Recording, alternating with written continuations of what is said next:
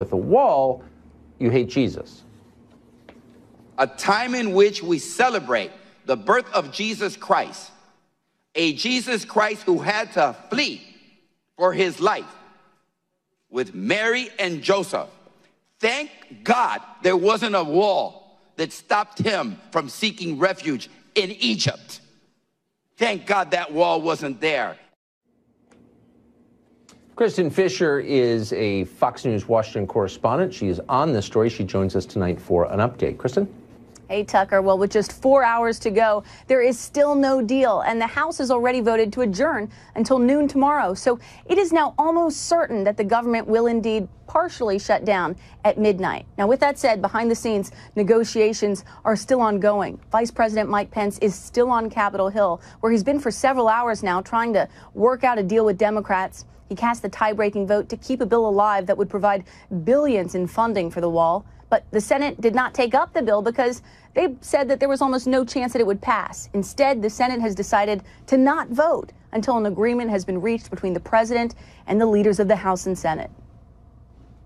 What this does, I think, is push this ahead to a negotiation that yields a result and does the best we can to keep from shutting down government, or if it does shut down, shutting down very briefly.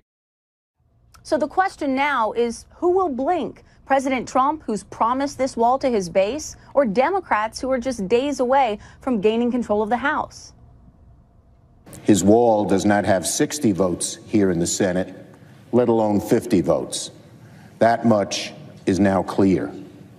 Democrats have offered 3 proposals to keep the government open, including a proposal offered by Leader McConnell that passed the Senate unanimously only a few days ago.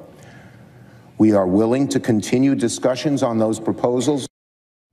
Until then, Senator Corker says everyone should just go home and have a scotch while we wait for a deal. In fact, Tucker, there is a bar just down the street offering specialty shutdown cocktails for all federal employees with names like the Border Wall Banger, and Mexico will pay for this. Tucker. I know the bar. Kristen Fisher, thanks very much. Well, it was just a few months ago, right before the midterm elections, when they still felt accountable to voters and knew people were paying attention, that several endangered Democrats fighting for their seats said they were ready to fund a border wall. Joe Manchin of West Virginia said this. Hey, I wanted Mexico to pay for the wall, but they're not. So we need to do it ourselves. Senator, we do need a wall. We're going to do what it takes to secure our country. Indiana Democrat Joe Donnelly said pretty much the same thing. The radical left wants to eliminate ICE. I support ICE in funding President Trump's border wall. Huh. So now it actually matters. Their votes could be critical. Where are they tonight, Manchin and Donnelly, where they're nowhere to be found? They never really supported a wall. They were lying. They were just saying what they thought it took to win, and they did win. This game has been going on for many years. Many members of Congress, particularly the Democratic side, say they want a secure border. But when it comes down to voting, they never do a single thing to achieve it. White House advisor Stephen Miller pointed that out pretty clearly yesterday on CNN. Watch.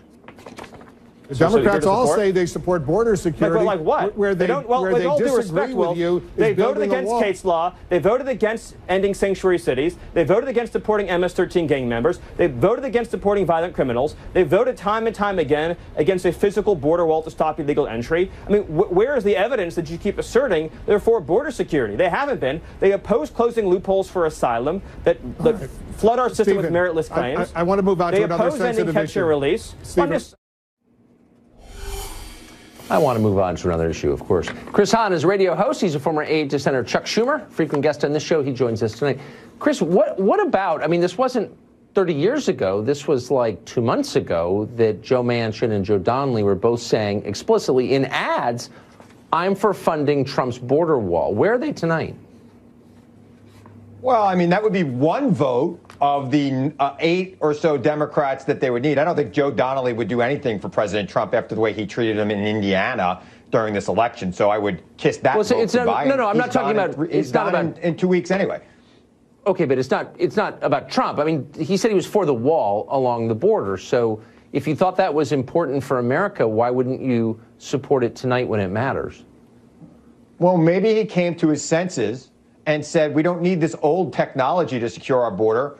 We can secure our border through modern technology. Heck, put a Ring video doorbell there. It would do better than a wall. A wall didn't work for China. They got overrun when they had a wall. It's not going to work for us. People will dig under it. They will go around it. They will overstay their visas. That's how most people work in come Israel? here undocumented. Does the wall work in Israel? In places, there are, look, there are places where a wall is appropriate, I thought they and there didn't are places work. where it's not.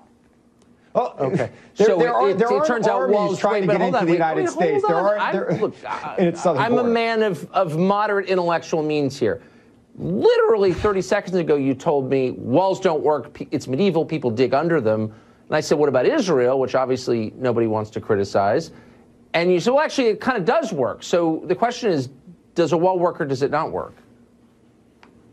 Look, I'm not for no wall nowhere. I'm not for a wall from sea to shining sea. And by the way, if we were going to build a wall, Mexico should be paying for it. Why is he negotiating with Congress? Why doesn't he take Air Force One to Mexico City and negotiate with Mexico like he promised the American people in 2016? I don't understand why he's going to shut the government down on Christmas. This is a real war on Christmas. Well, can I ask you a question? I don't understand why he's going to do that. Well, I think, look, I'm not inside his head, and I don't know. And by the way, if you're saying, why didn't he do this a year ago, I'm on your side completely. I agree with that. Why wait till the last minute? Yeah. I would not defend that. But if the question is of motive, why wouldn't you do whatever it took to secure your country's border when you have over 20 million people living fraudulently using fake federal ID in your country? That's a disaster. So why wouldn't you respond in a meaningful way? I actually don't understand why you would be against this. Well, what is the reason? I don't understand why the president got $1.3 billion for additional border security in the last budget deal and has yet to spend it, Tucker. So if he's so for border security, why not spend the first $1.3 billion he got, and he hasn't done it yet? Okay. How about, because he's not good at his job, and neither is Secretary There are a Nielsen. lot of things. Look, I'm not here to defend the decisions or lack of action on the part of the Trump administration. I'm interested in the country and why its border really is a crisis. It's not a made-up Fox News thing. It's a real thing, and everybody knows it. And yet one party, and some leaders on the Republican side, too, to be fair, are very against securing the border. And I just want to know why. It's not because the wall doesn't work. It does work, as you know. It's not because it's too expensive. No, it's not. What's the real reason? That's not true. Everybody in the mainstream of both parties is for securing the border. They have different ways of doing it. The president wants to build a wall from sea to shining sea that he promised us Mexico would pay for it. I don't think we need it, but I'll take a free wall and a free public works project from Mexico, which he has not got. It's also fake. What you're really saying is... You're right. It was a fake promise by the president. They just don't actually want to protect the country. And so the last final question. We're almost out of time. I assume you're for keeping American troops in Syria. Okay, which most Americans couldn't find on a map. But you're not for putting American troops on the border. I just want to be totally clear. Is that right? No, I am absolutely not for putting American troops at the border. I think that we should be consulting with our allies on what to do in Syria. Look, I'm not for a blanket war all the time. Got it. But I do think we should be consulting with our allies. Yeah. But American I would troops like in to Syria, see the president spend the $1.3 billion we already gave him before he asked for more. All right. Okay. Well, at least maybe spend it on Syria. I think the Syrians need help. Maybe. Chris, thanks very much. Merry Christmas. Merry Christmas. Brian Dean Wright is a Democrat. He's a former CIA officer, and he joins us tonight. So I wonder, Brian, why it's so hard to come to a consensus, a real consensus, that something needs to be done, and no more fake solutions. The wall, the length of the Mexican border, I don't know. But I know that nothing we've tried has been serious. It's a joke. It's a joke that both parties are in on. Why can't we just decide we're going to take this seriously? Because I think fundamentally each side has reasons not to take it seriously, right? So we have 1,000, right? We have 1,000 to 3,000 people who cross the southern border every single day. Now that should be a starting point to say what we're doing now isn't working. Now the Democrats are proposing $1.3 billion, just like they did last year and the years prior. What that tells me is my party is saying, look, let's just keep doing business as usual, even though business as usual is getting us 3,000 people across the border every day.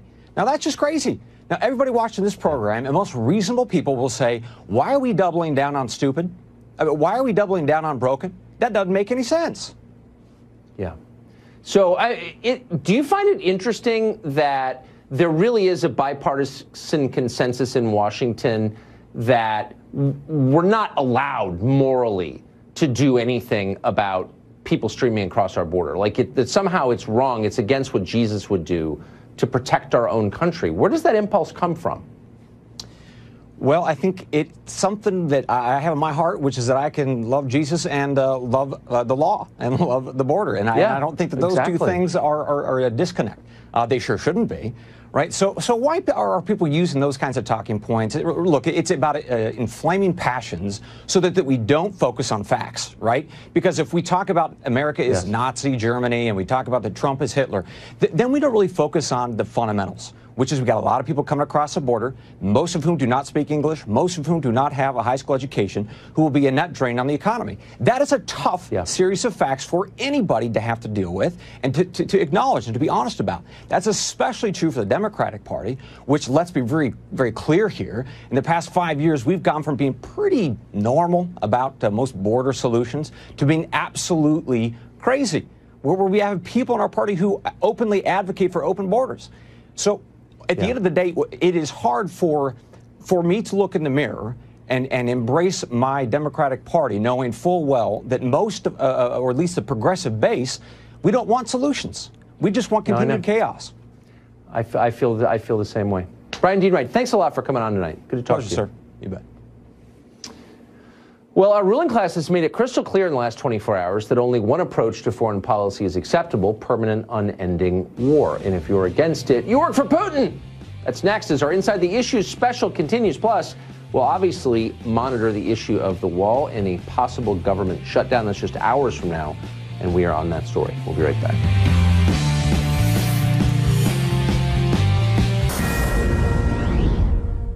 This is a Fox News alert. Fox has learned the shutdown will happen. The partial shutdown of government will happen tonight at midnight. Fox's Peter Ducey is on this and has more for us now. The House just basically got tired of waiting to see how the Senate might change the bill that they passed yesterday that included border wall money. So they went home for the night. House lawmakers did. The Senate skipped out about 5 hours ahead of the deadline for a shutdown, too. They've all been told to expect a 24-hour heads up before voting can possibly start. The House Majority Leader Kevin McCarthy says he's not going to put anything forward that doesn't have the president's support. The House Freedom Caucus chairman, Mark Meadows, said a rumored number of $1.6 billion for a border wall would be inadequate. They still want the full $5 billion, and House leadership doesn't really seem too eager to consider changes made by the skeptical senators either. The Majority Whip, Congressman Steve Scalise, told me members are feeling good right now because the border wall bill didn't just squeak through, it easily passed the House. The vice president is still here, though. He's been here almost all day. He brought Jared Kushner and the incoming White House Chief of Staff, Mick Mulvaney. They've been working on lawmakers on the House side and on the Senate side. But when I told a Republican senator that the three of them were here, Pence, Kushner, and Mulvaney, the senator looked at me kind of puzzled and said, no, it's Donald and Chuck. That's the way out of this, the way they see it. Tucker? Huh. Peter Ducey on Capitol Hill tonight. Thank you, Peter.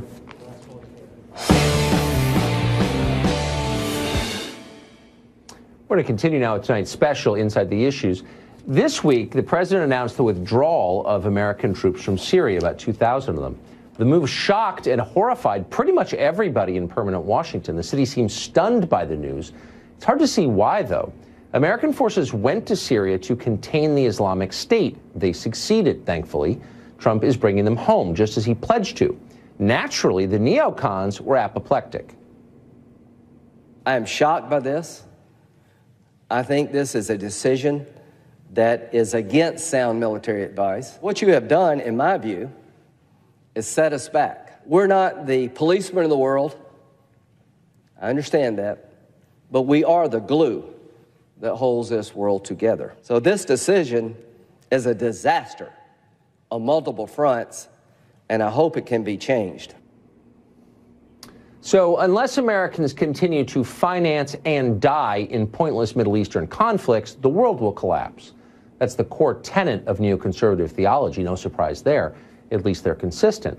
What's amazing is how Democrats responded. The Peace Party has become the party of permanent war.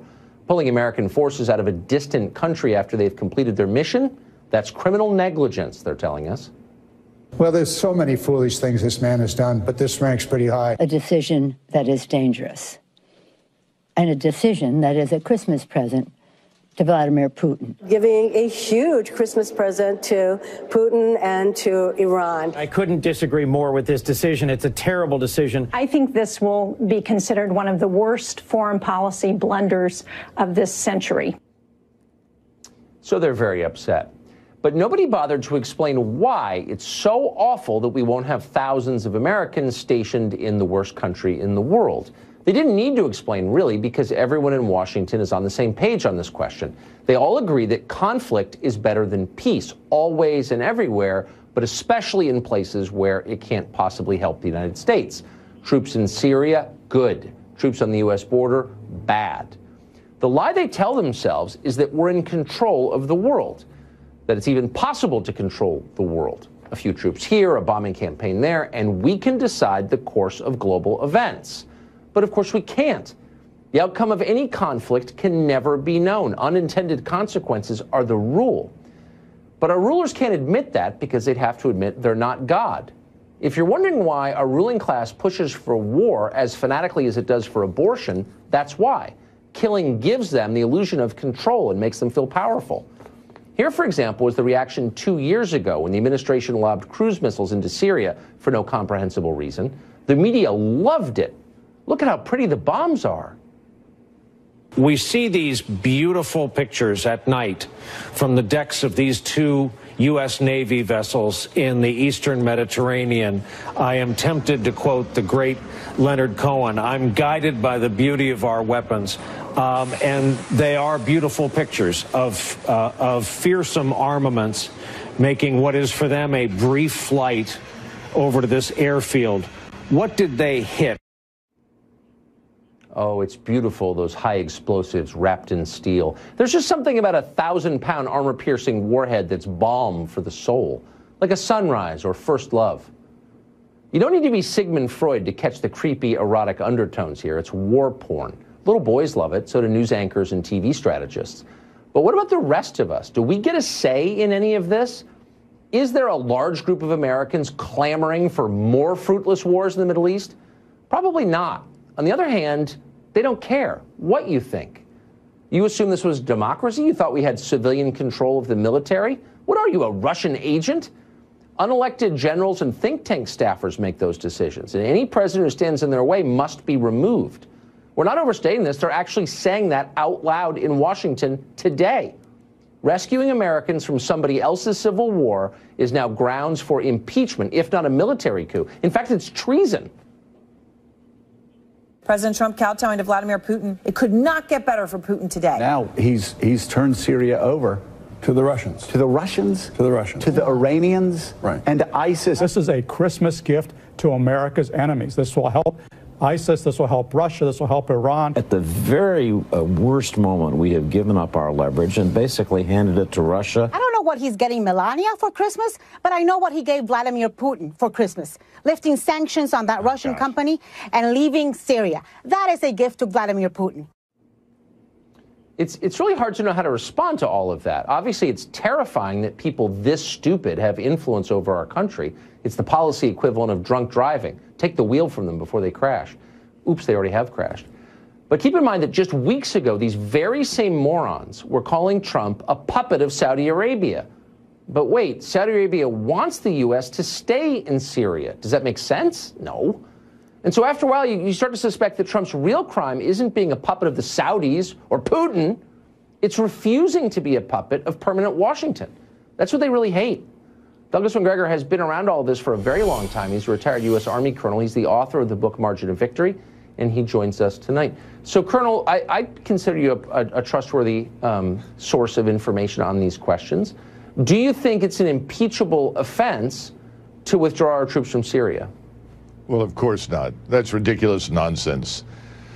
Look, you've just done a great job of explaining why President Trump's decision was really a brilliant decision. First of all, President Trump, for the first time, made a decision to withdraw forces without consulting his inner circle.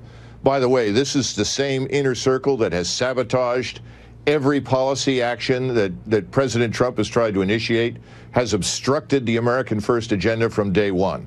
So thank goodness he's not talking to them. Secondly, He's struck a blow for the American people against the warfare state. What you just showed on television is what we like to refer to as the Washington Uniparty.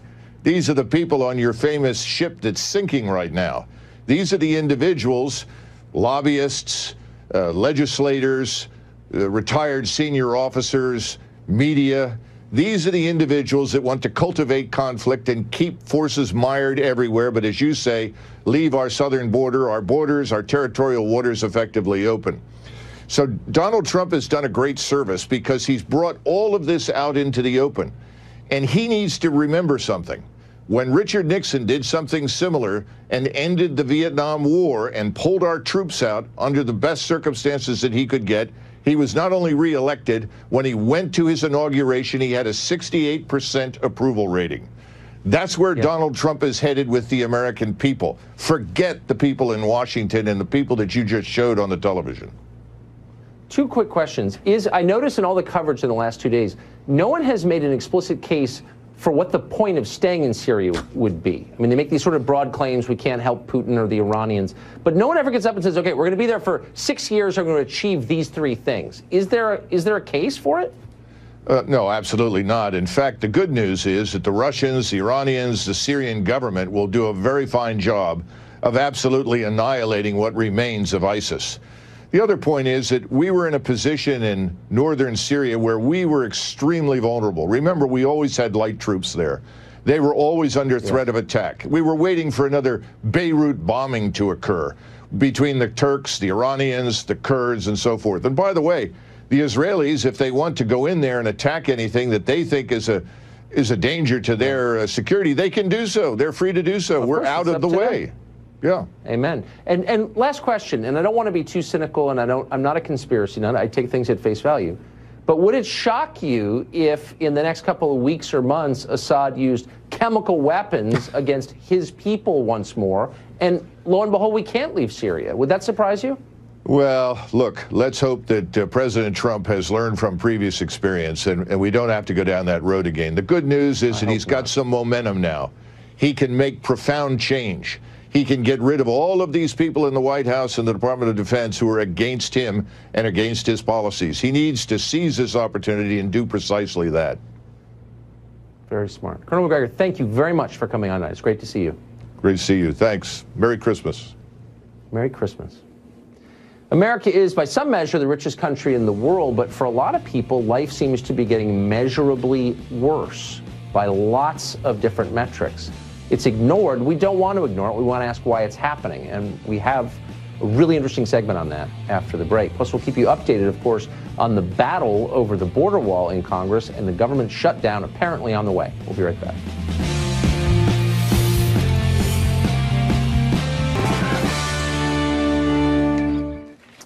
Inside the Issues now takes you inside the ongoing opioid crisis in this country.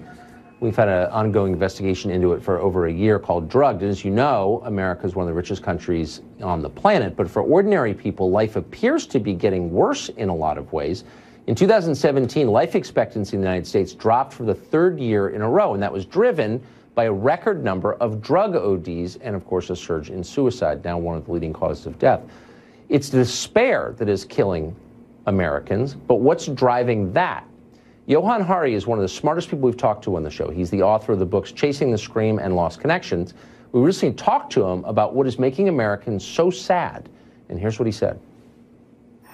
So the 2 things that we know about addiction are it's increasing in frequency in the United States, and we don't really have any idea how to cure it.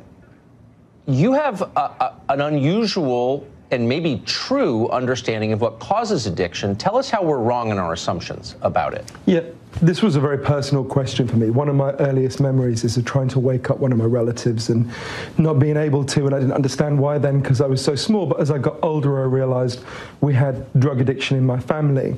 And when it got to the point where I began to research this 8 years ago for my book Chasing the Scream, I was really in a terrible state. I couldn't understand how to help the people I most loved. And so I ended up going on this big journey all over the world. I wanted to go to the places that had the toughest policies towards addiction, places that had the most compassionate policies towards addiction.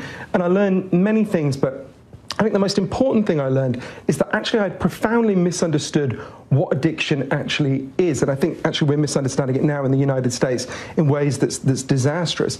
If you had asked me at the start, what causes, let's say, heroin addiction, because that's something that was close to me, I would have looked at you like you were an idiot, and I would have said, well, the clue's in the name, Tucker. Obviously, heroin causes heroin addiction. Exactly. We've been told a story for 100 years that's become part of our common sense, and it's not untrue, but it misses a big part of the picture. So we think addiction is caused by chemical hooks in the drug. We think if I kidnapped the next 20 people to walk past the studio you're in at the moment, and I injected them all with heroin every day for a month, at the end of that month, they'd all be addicted to heroin because there are chemical hooks in these drugs that their bodies would start to desperately physically need. Now, that's not untrue, but it's actually a surprisingly small part of the story. And we know that because of a series of experiments that were done.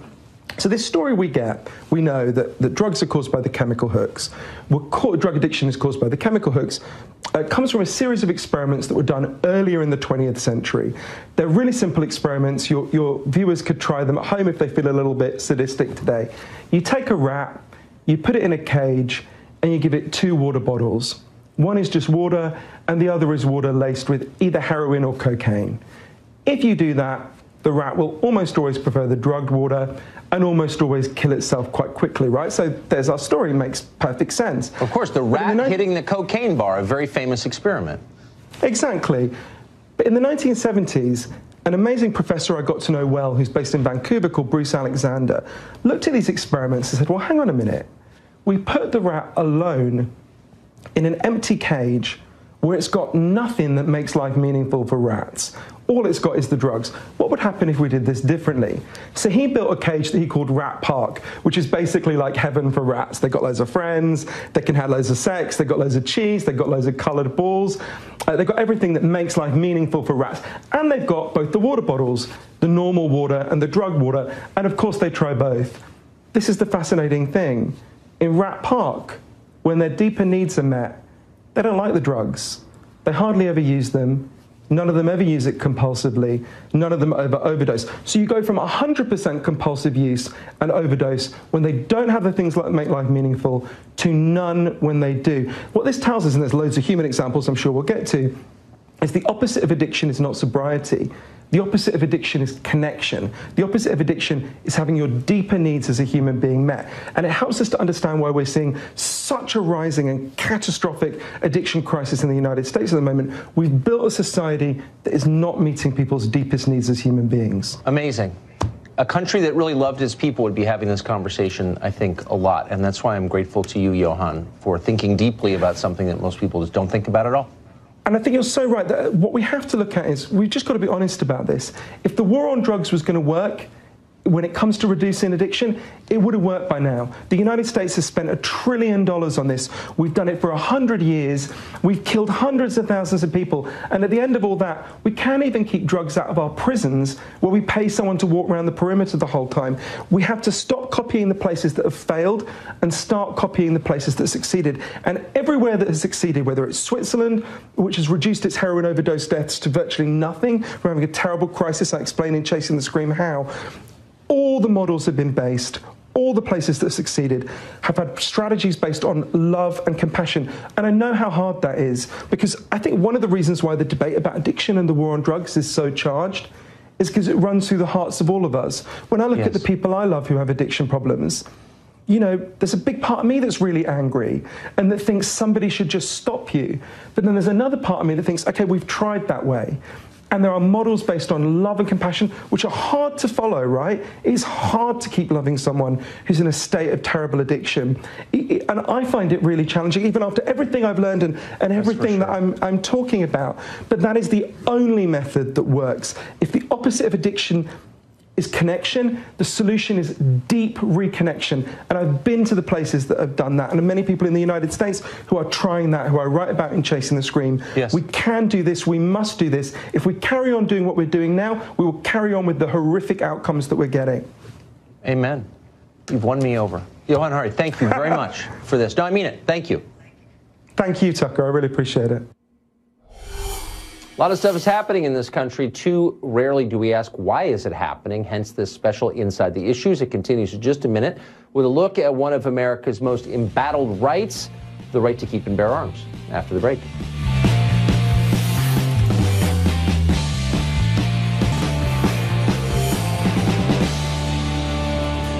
Welcome back to our special Inside the Issues. We're going to take a look now at one of America's most distinctive and now endangered rights, the right to bear arms. America is an unusual country in a number of ways, but one way that this country stands out is our much stronger firearms culture. America has more firearms than people, probably more civilian-owned guns per capita than any other country in the world. And unlike almost any other country, gun ownership is constitutionally protected here. Why is that? Well, a brand new book explores America's long relationship with firearms. David Harsanyi wrote that book. It's entitled First Freedom, A Ride Through America's Enduring History with the Gun. And he joins us now in studio. David, thanks very much for coming on. Thanks for having me. So the core question first, why is gun ownership constitutionally protected in the United States? Well, for two reasons. There's ideological reasons. It's a natural right to be able to protect yourself, your family, your property, and it is the most important right because without it, obviously, none of the others exist. Why is it obvious? What does that mean? Well, it's obvious because if the people who fought at Concord and Lexington, they weren't fighting over income inequality. They were fighting because people were coming to take their weapons, and thus they could have taken their property or their other rights if they had those weapons. Yeah. So without a gun, powerful people can make you obey. You're only independent if you can defend yourself. Well, yeah, it's an authoritarian idea to try to take the means of protection away from the individual. Right. But we're told that it's actually a way to protect the rest of us from one another, taking our guns away. Do you think there's another motive at work? Yeah, I mean, I think it's an authoritarian motive. I think how people treat the right to self-defense tells us a lot about how they think about the state itself. America's built, obviously, on individual rights. The Bill of Rights are individual rights, not collective rights.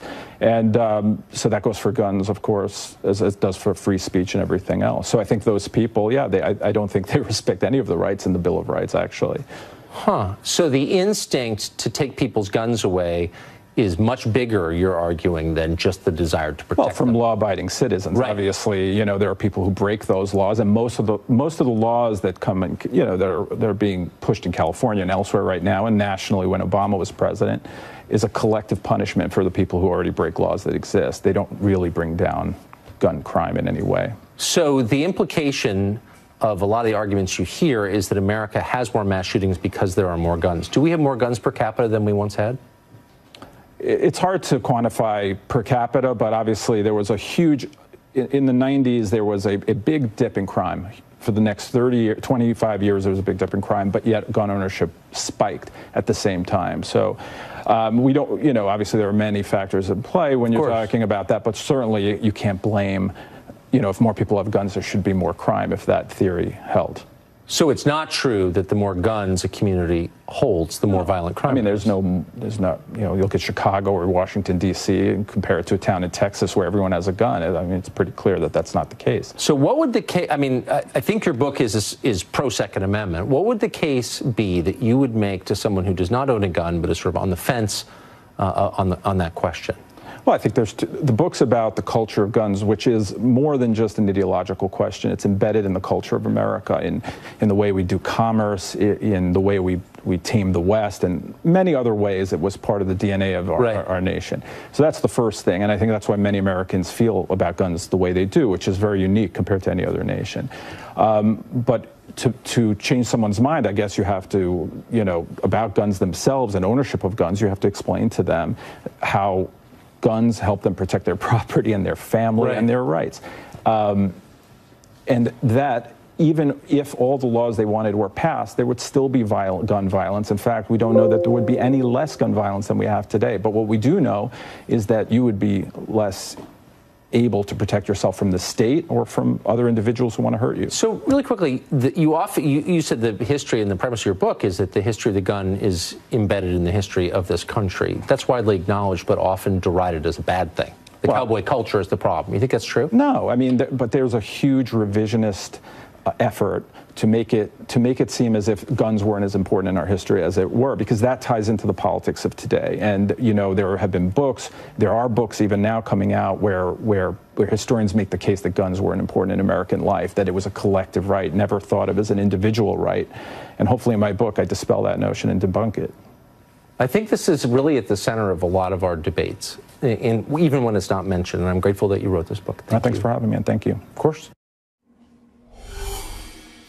Another recurring debate in American life is over abortion. A lot of people would like that debate to end, but it never does. Over 40 years now. We're just going to talk to another guest about that. Watch. If you've been watching this channel at all, even for a moment, you will recognize this man, probably the most famous face on Fox News, Mike Lindell. He's a creator of a product that you are familiar with if you watch television or if you sleep at night. Mike, I cannot resist asking you for the famous words our viewers will remember. The famous words? Yeah. What is that product? My pillow. I love it. I'm sorry. I'm saying, you're looking good. I knew you would. I love it. Goodness, the most successful sleep product in the history of sleep. Yes. But what's so interesting is that you have a life outside just your successful company and beliefs that you are willing to invest in, and now you have. Tell us about the project that you have put $1 million behind. Well, My Pillow has always been just a platform for a much bigger purpose, my evangelism and my Christian beliefs. And, yes. And right now they have this movie. It's called Unplanned, and they reached out to me to get involved and have a cameo in there, which is was pretty epic. And, have you shot it? Yeah, it's going to be very controversial. It was filmed at a secret place in Oklahoma, so we didn't get attacked as we were filming it. And true story about this Abby Johnson that worked with Planned Parenthood for, I believe, 8 years, and the horrific things she's seen and went through, and it's going to really. It's going to be very controversial when it gets out there. And it is going to be controversial, and that's why it's so striking that you are not only helping to fund the film, but you're also standing behind it, and you are one of the faces of the film. So you obviously mean it. I absolutely. When I go all in, and when I believe in something, I go all in. Just when I, back to our president and did my due diligence, met him, I'm going, this guy's going to be the greatest president in history. And same way here with my pro-life, my Christian beliefs, these guys called me up and they said, yes, I'll get involved with it. And they go, and people are saying, well, aren't you afraid of losing some of your business? Yeah. No, this is me. I'm not afraid of that. God's going to reward me for giving Jackie and having Jesus' back and what is right. And this is who I am.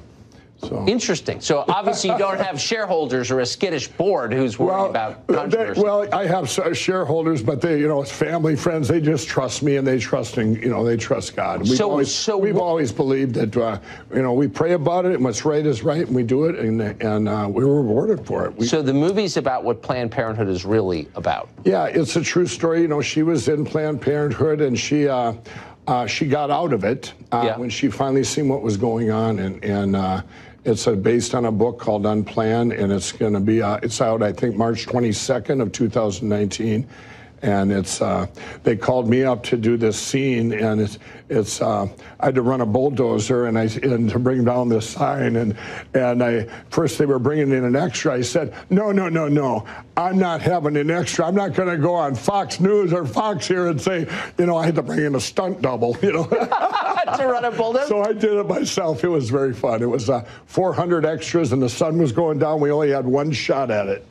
I've probably watched more of your spots than any living human being since I work here, and I always wonder what your bed at home looks like. Well, it's got a couple of my pillows, and I'll tell you what, everything I invent, I do it to help people. I reverse engineer it. It has to work, or there's no, all the made in the USA and the 10-year warranty and washing and drying, and those are bonuses. It really, it helps people. And people say to me all the time, they go, how do you have this much passion 13 years after inventing My Pillow? It's because I hear stories from people all the time and how it's helped them. And now 43 million pillows sold. That's unbelievable. That is so